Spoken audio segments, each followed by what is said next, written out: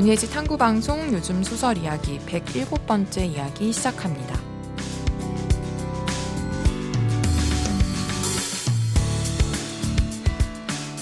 안녕하세요. 저는 해방촌에서 문학서점 고요서사 운영하고 있는 차경희입니다. 네, 안녕하세요. 저는 KBS 1라디오에서 라디오 프로그램 제작하고 있는 이주영입니다.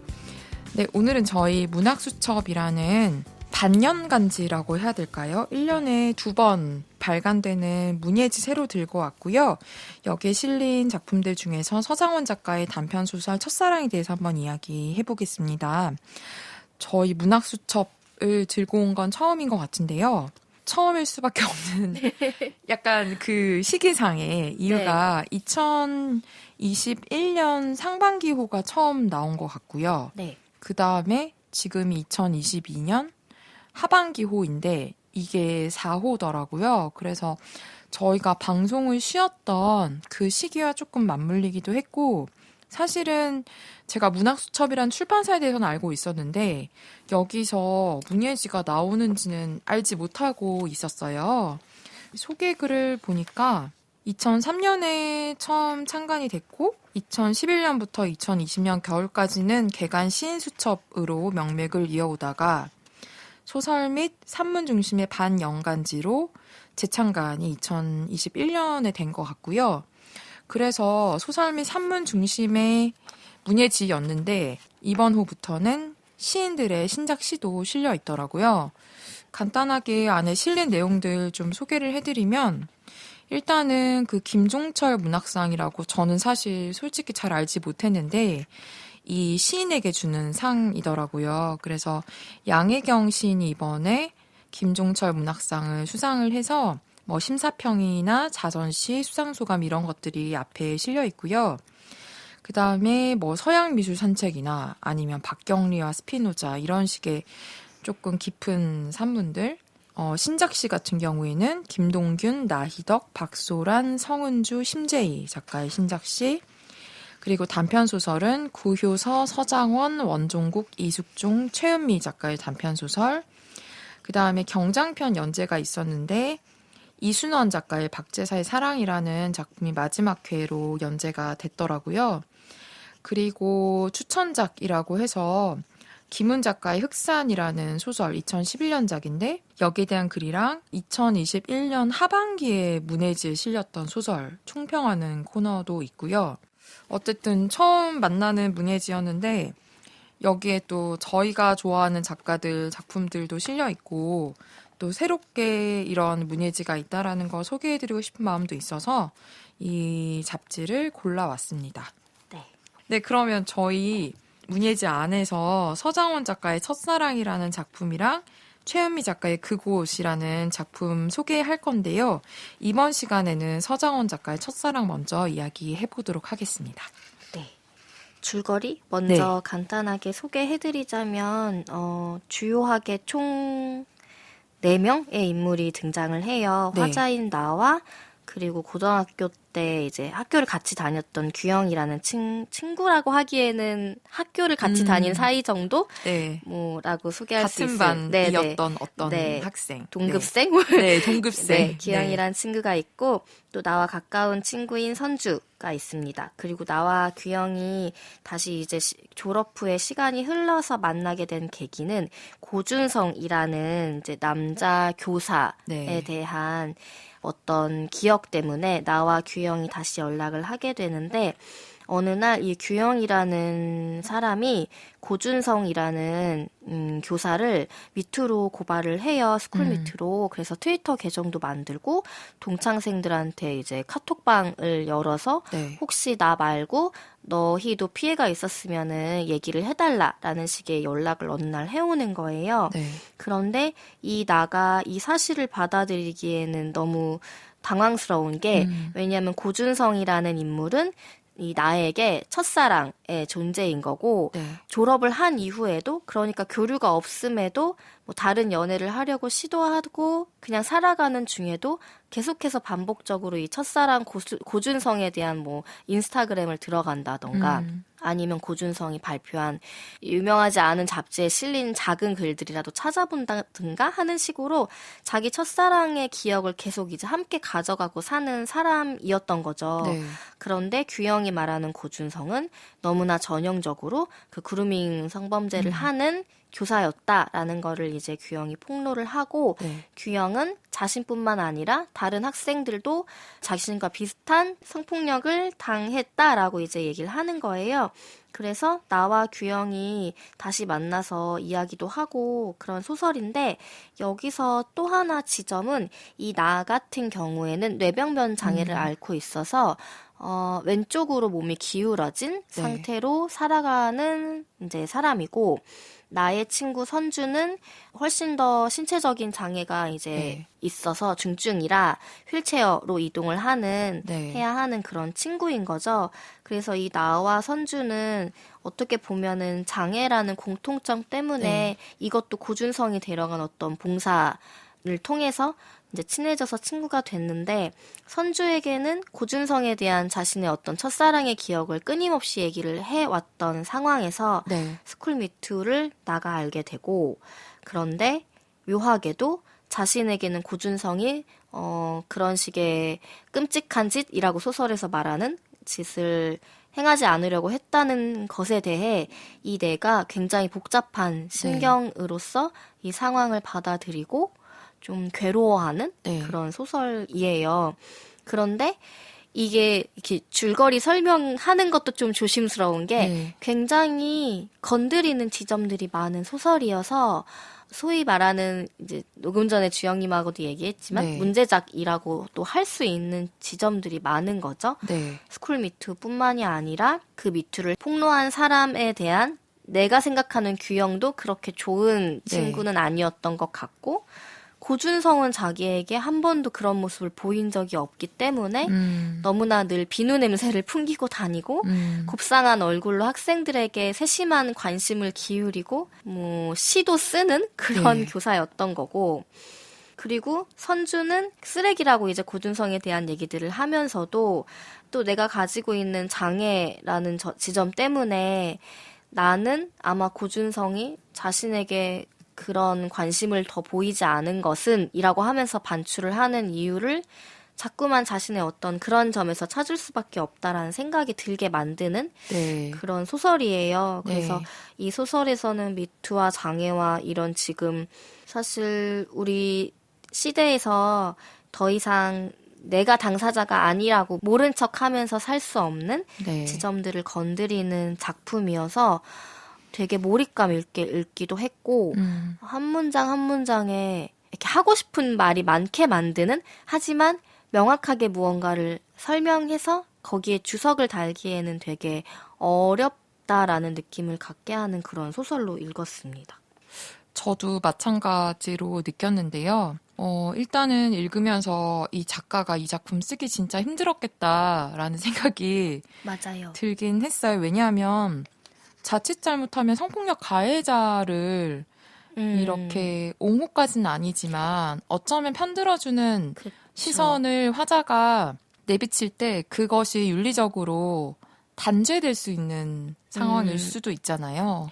네, 여기서 얘기를 하는 거는 아까 말씀드린 고준성에 대한 좋았던 기억들, 뭐 네. 옷차림도 언제나 말끔하고 학생들의 이름을 기억하려고 네. 하는 몇 안 되는 교사였고 그런데 오히려 규영은 자신이 장애가 있어서 고준성에게 어떤 PPT 자료를 받는 그런 정도의 배려를 받았는데 그게 특혜라는 식으로 자신에게 어떤 딴지를 거는 네. 그거를 굉장히 폭력적인 것으로 느끼게 만든 기억을 안겨준 학급 친구로 생각을 하는 거죠. 네. 그래서 되게 어떤 나의 생각들이 막 실타래처럼 엉켜서 이게 보여질 때 주영님이 말씀하신 것처럼 되게 위험한 지점들이 있는데 근데 그게 또 너무 자연스럽게 느껴지기는 했어요.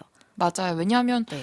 뭐 모든 이슈가 그리고 사람과 사람 사이 이뤄지는 많은 일들이 네. 복잡하잖아요. 말끔하거나 한 겹만 있는 경우가 많지가 않은데 그쵸, 뭐 드라마나 영화에 나오는 것처럼 악당이라고 해서 계속 그 나쁜 모습만 보여주고 드러내는 것이 아니라 네. 어쨌든 사람은 다면적이라는 걸 전제로 생각하면은 내가 본 나에게 어떻게 대한 고준성과 규영 그리고 다른 학생들이 겪은 고준성이 미묘하게 그 어떤 한 끗 차이로 달랐던, 하지만 네. 그게 굉장히 결정적이었던 네. 그런 것들에 대한 지점이 분명히 가능성이 있는 얘기들이라는 생각이 들고, 네. 저는 보지 않았지만 그 성덕이라는 다큐멘터리가 네. 요즘 되게 화제잖아요. 네네. 내가 내 선택에 의해 좋아하고 추종했던 대상이 알고 보면 여기 소설에선 쓰레기였다라는 걸 깨닫게 됐을 때 내가 본 것은 그럼 무엇이었을까라는 질문을 자신에게 돌려서 한다라는 게 그 영화에도 나온다고 해요. 네. 팬들이 그 사람을 결국 나쁜 행각을 한 걸로 밝혀진 연예인에 대해 막 비난하고 그게 아니라 왜 난 하필 저런 사람을 좋아했을까라는 식으로 많이들 오히려 상처를 받는다라는 네. 얘기를 소개해서 본 적이 있는데, 이 소설도 위태로운 이야기긴 하지만 사실 감정적으로는 충분히 혼란스러울 수 있다라는 생각이 좀 들었어요. 저는 다른 방식의 모멸감 같은 건데 이게 사실은 이상하죠. 되게 이상한 감정이어서 저도 막 온갖 감정이 들었을 것 같은데 사실은 그 온갖 이상한 감정을 쓰기가 정말 어려울 것 같은데 그래도 맞아요. 상당히 영리하게 잘 썼다는 생각이 들고 고준성을 옹호하는 건 절대 아닌데 그리고 저는 그런 생각은 좀 들었어요. 만약에 그냥 내가 첫사랑으로 좋아했던 어떤 고등학교 때 문학 선생님이 알고 봤더니 스쿨미트의 가해자더라 라고 하면서 그거를 어떤 친구에게 듣게 되고 그 친구와 만나게 되고 알고 봤더니 나한테도 그 인간이 그때는 인지하지 못했는데 그런 짓을 했더라라고 사실은 소설을 쓰면 되게 쉽죠. 명쾌하고. 그렇죠. 그루밍 네. 그 성범죄에 대한 소설들은 또 있어 왔으니까. 네, 그거야말로 누구에게도 비난받을 필요 없고 누구에게도 그쵸. 동의받지 못하는 네네네. 이야기가 아닌 사실 되게 안전한 이야기를 쓸 수도 있는데 이렇게 썼다는 거는 그런 점에서 저는 일단 이 소설을 함께 읽고 싶다는 생각이 좀 들었고요. 네. 그렇다고 해서 뭐 이거 스쿨미투의 피해자인 규영이 좋은 것만은 아니야. 우리는 그럼 어떻게 해야 될까? 이런 얘기가 아니잖아요, 전혀. 그쵸. 그냥 보여주고 네. 그리고 여기서 사실은 좀 짚고 있는 것들이 이게 맞는 규정이나 정의인지는 모르겠는데 저는 그냥 저의 언어로 말하면 이중적 차별 같은 느낌이 좀 들었어요. 맞아요. 이게 네. 근데 참 얘기하기가 어렵다고 네. 느꼈던 게 여기서 확실히 그것 때문이야 라고 나라는 인물이 드러내놓고 자각한 것처럼 얘기하진 않지만 소설에서 결국에는 좀 저는 슬펐던 게 나는 심지어 그런 쓰레기에게조차 선택받지 못했어라는 생각을 그쵸. 하는 것 같이 소설의 후반부에 네. 그게 있어서 그때 내가 고준성에게 더 내 이야기를 많이 했다면 혹은 괜찮지 않다라고 네. 그러니까 후회라는 거는 진짜 그때 그랬어야 되는데 이렇다기보다는 그 이유들을 거기서 찾아내려고 네. 했던 것 같아서 네. 그게 굉장히 속상했고 물론 장애 때문에 자기가 네. 안전했다고 말하는 것 자체는 되게 어폐가 있죠. 그리고 그쵸. 이게 팩트인지 아닌지도 알지 못하고. 근데 이 화자가 그런 생각까지 하게 맞아요. 할 수밖에 없는 본인이 그동안 살아왔던, 겪어왔던 그 차별적 시선에 대해서 그러니까 여성이지만 무성으로 지워버리는 혹은 맞아요. 너는 연애하거나 성애적인 어떤 네. 감정을 품을 자격도 없다라는 취급을 받아온 약간 그 세월들이 이 화자 안에 있기 때문에 그렇죠. 네. 왜냐면은 그 초반에 소설에서 뭐 사람들은 자기에게 왜 연애하지 않고 결혼하지 않냐라는 질문조차 하지 않는 게 네. 자신은 장애인이기 때문에 그런 것과 동떨어진 삶을 살아오는 것처럼 알게 모르게 대우를 받기 때문에 또래 여성들끼리 만약에 그런 연애가 관한 화제를 공유를 하더라도 자신은 계속 뭔가 아예 그 대화의 주체가 되지 못하는 네. 상황 이런 얘기들도 있잖아요. 네. 그런 것들이 참 근데 그게 또 고준성의 어떤 태도를 반추하면서 왜 나에게는 그러지 않았을까? 나도 굉장히 걱정해주고 심지어 우리는 둘이 남아서 대화할 기회도 있고 했는데 왜 그는 더 이상 거기서 나아가지 않았을까? 라고 하는 복잡한 마음과 네. 또 한편 규영은 너를 굉장히 편애했어. 난 그거 질투했어. 라고 하는데 되게 그런 지점들이 너무 복잡하다는 생각이 들었어요. 그러니까 사실은 그 부분에서 좀 정말 그 작년부터 수없이 얘기했던 공정 이슈도 사실은 건드리고 있다는 생각이 살짝 들었거든요. 어떻게 보면 규형이 편견이 없는 것처럼 보여지기도 하는 거예요. 왜냐하면 이제 학창 시절에는 그 교사가 나에게 그 내가 필기를 할 수가 없기 때문에 움직임이 느려서 힘들어서 그 자료를 나만 받는 거를 자신은 장애에 대한 어떤 배려라고 그리고 내가 필기 못하고 이동이 힘들어서 나 혼자만 도시락을 먹어야 되는 상황 이런 거를 규형이 이해하지 못하는 거에 대해 막 분노하는 기억들을 여전히 갖고 있잖아요. 그런 반면 규형은 그런 거를 마치 보이지 않는다는 듯이 굴고 고준성은 너에게 좀 특별 대우했어 이렇게만 보는 게 왜 이게 편견이 있는 건지 없는 건지 헷갈리는 그런 맞아요. 약간 이런 이상한 희화된 에피소드들이 막 인터넷에 떠돌기도 하잖아요. 그런 복잡한 거를 이 소설이 굉장히 자기적이지 않게 잘 매끄럽게 다루고 있다라는 게 되게 놀랍기도 했어요. 그리고 실제로 미투가 폭로가 됐을 때 어떤 대상의 그 가해자로 이제 지목당한 사람에 대해서 같은 상황에서 나에게는 그러지 않았는데 라고 하면서 옹호하는 여성들의 글을 본 적이 있거든요. 그거 네가 착각한 걸 수도 있어. 그렇게 나쁜 사람 아니야. 그렇게 생긴 사람이 그런 목소리를 갖고 그런 감성을 갖고 있는 사람이 너에게 그랬다는 게 나는 납득이 안 돼. 너무 많은 경우에 가해자에 대한 그 댓글이 달리는 걸 너무 많이 봤잖아요. 근데 어떻게 보면 이 나라는 화자는 그거를 선주에게만 말을 할 뿐이지만 그런 자기와의 어떤 추억과 싸우는 걸 수도 있고 모든 신뢰관계가 좀 다 무너지고 혼란스러운 상황에 대한 것들이 옳다 그르다에 진짜 그거를 이 소설이 얘기해 주는 게 아니라 우리가 이 미투 가해자 때문에 괜히 자신의 그런 것들까지 혼란스럽게 만드는, 그러니까 한두 명이 아닌 거잖아요. 한 명이 가해자가 한 명이 피해자만 이렇게 등호로 숫자가 1대1로 되는 게 아니라 이 피해자 주변, 가해자 주변 인물들까지 얼마나 큰 영향을 받고 있는지 거기서 다 각자 다른 생각과 다른 감정을 품을 수밖에 없는 것들 그런 것들을 되게 잘 보여주고 있어서 감탄하면서 읽는 한편 이거 되게 어렵다라는 생각이 들었어요. 저도 되게 어렵다는 생각이 들고 어쨌든 되게 많은 복잡한 감정을 그래도 이 소설에서 최대한 풀어놓으려고 하고 있다는 점에서 그냥 결국 소설은 질문을 하는 매개로서의 소설의 역할을 생각하면 충실하다. 그리고 우리가 지금 이 상황에서 이 현실 안에서 충분히 한번 생각해 볼 만한 것들을 담고 있다라는 생각이 들어서 그 점만으로 저는 좀 읽을 가치가 있다는 좀 생각이 들었고 그래서 묻어두면 좀 편한 감정들이고 그냥 윤리적으로 생각하고 윤리적으로 판단해버리면 보이지 않을 감정들인데 저는 그걸 다뤄서 되게 좋았다는 생각이 좀 들었고 왜냐하면 보이지 않을 뿐이지 사라지는 건 아니고 그리고 이 작가가 그 화자를 뇌병변 장애가 있는 여성으로 저는 설정했다는 것 자체가 소수자에게 가해지는 좀 이중적 차별적인 시선에 대해서 좀 저희가 다시 한번 좀 생각해보게 하는 계기를 좀 만든 것 같고 저는 개인적으로 좀 소름까진 아니어도 되게 놀랐던 장면 중 하나가 이 선주라는 친구를 장애인 이제 시설에 가서 처음 만나게 된 거잖아요. 근데 선주가 이 고등학생들이 와서 봉사를 하는 거를 구경하듯이 이제 멀리서 보다가 말을 걸어오는데 이 나라는 인물에게 화장실 청소를 하고 있을 때 너는 여기 오면 에이스일 텐데 라는 말을 해요.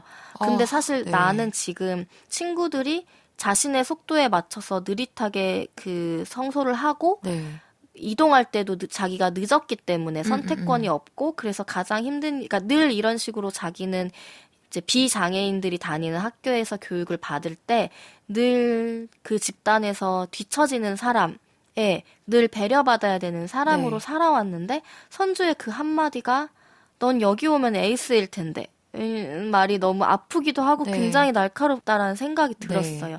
그리고 나라는 인물도 굉장히 그 순간에 좀 황당해하지만 그 말을 계기로 나중에 오히려 전화를 걸어서 둘이 친구가 되잖아요. 친구하자고 해서 그게 선주라는 인물의 이제 마음이 여기에 많이 나오진 않지만 네. 그런 말을 할 수 있다라는 것도 되게 놀라웠었어요. 네.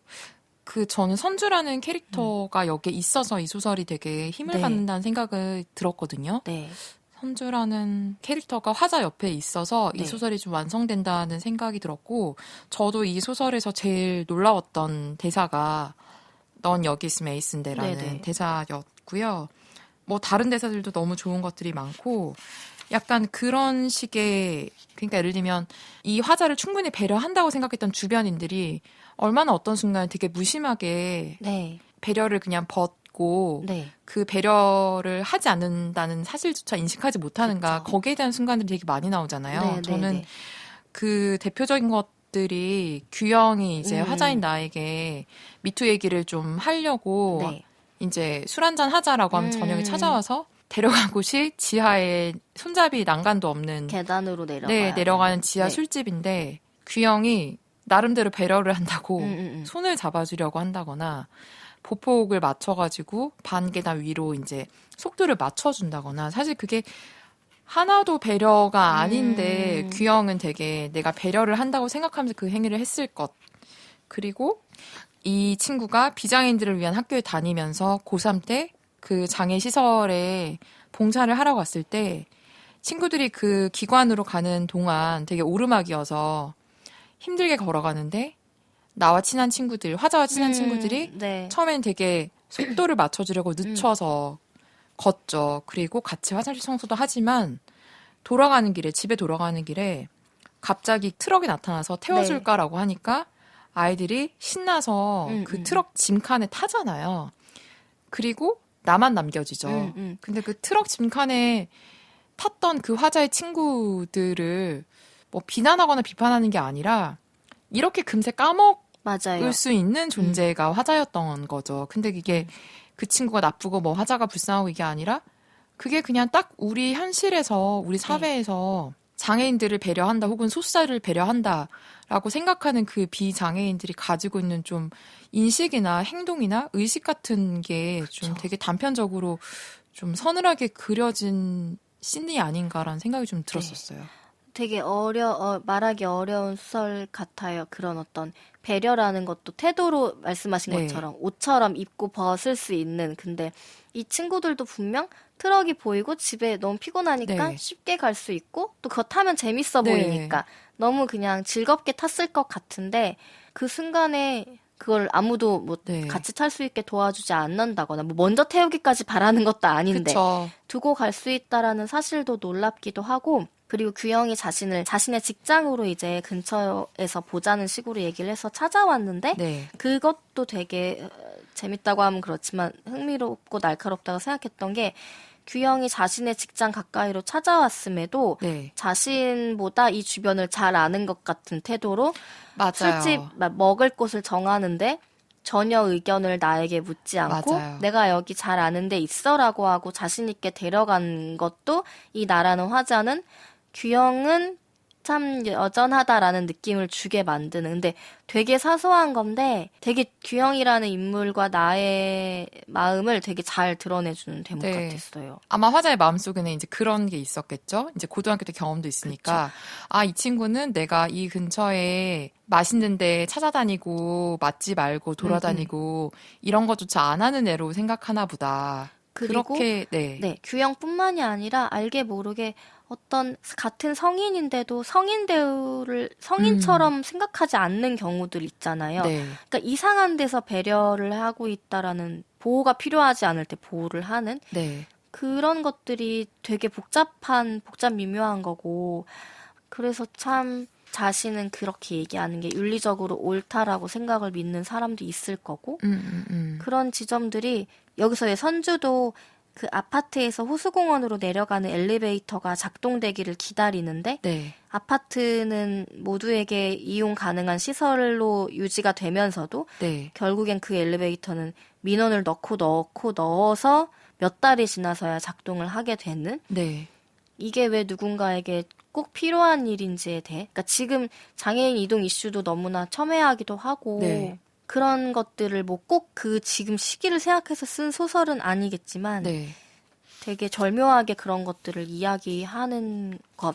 그리고 미투라는 어떻게 보면 몇 년 전부터 소설 국내 문학에서 많이 다뤄져 온 것들이 이 안에 있는데 그게 여전히 우리가 보지 못한 지점들을 많이 갖고 있다라는 것을 드러내주는 소설 같아서 좀 신기한 감정을 가지고 읽었던 것 같아요. 네, 이게 어떤 뭐 소재적으로 뻔한 걸 벗어났어요. 이렇게 얘기하고 싶진 않고 그냥 이 소설 자체가 지니고 있는 결들이 이 소재를 이용했다는 느낌은 안 들더라고요. 되게 깊이 고민하고 깊이 좀 들여다본 작가의 시선이 느껴지고 어쩌면 뭐 이 작가도 결론을 내리거나 확실한 뭐 답이나 확실한 태도를 갖고 쓴 건 아니겠죠. 그리고 가지기도 어렵고 가질 수도 없고.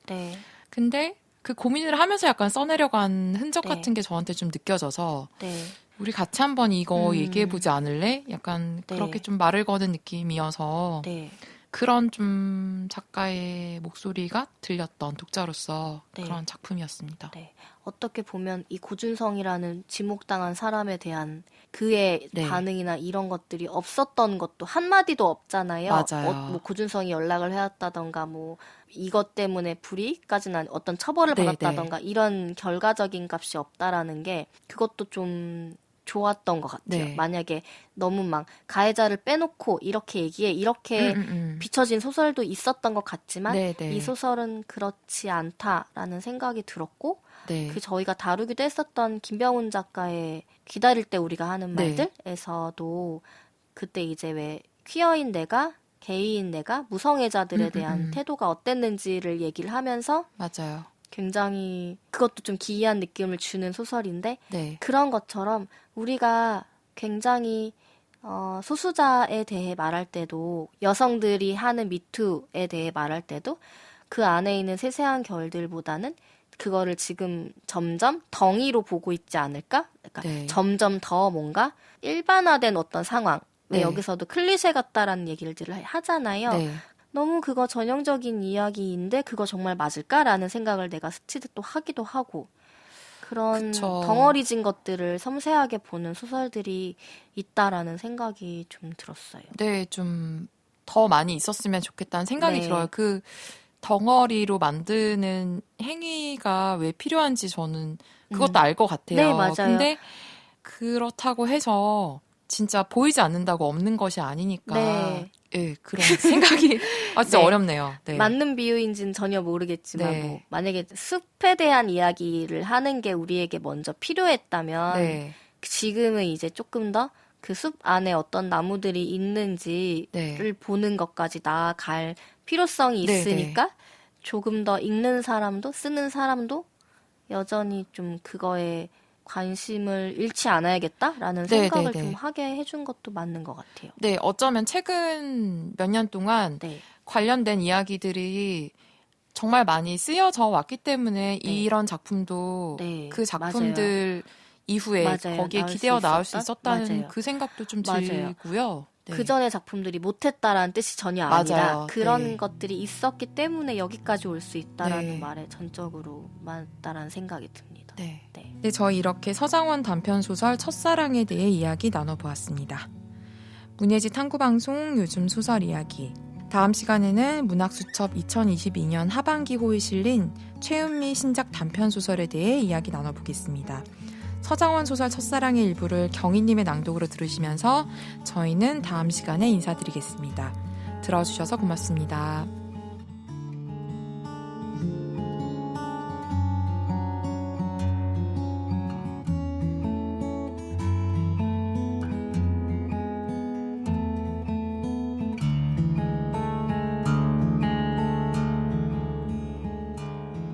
시를 안 썼으면 선생질도 못했을 거야. 그 한마디는 내가 못 견디게 읽고 싶었던 책의 첫 번째 페이지였다. 그리고 나는 그 뒷장을 영영 읽을 수 없었다. 규현과 만난 이후 나는 그날의 대화를 샅샅이 되짚었다. 만약 그날 내가 고준성에게 조금 더 많은 이야기를 했다면 고준성은 나를 자신의 집으로 불러들였을까? 나는 그 가능성을 골똘하게 따져보았다. 생각하면 할수록 그럴 리가 없다는 쪽으로 마음이 기울었다. 고준성은 내가 자신에게 반했다는 것을 알고도 나를 유혹하지 않았다. 나를 제 집으로 불러들여서 끔찍한 짓을 저지를 생각이 없었던 것이다. 전혀 조금도 없었던 것이다. 나는 그 사실이 못 견디게 화가 났다. 그가 규영에게 끔찍한 짓을 저질렀다는 것만큼 화가 났다. 아니, 그보다 더.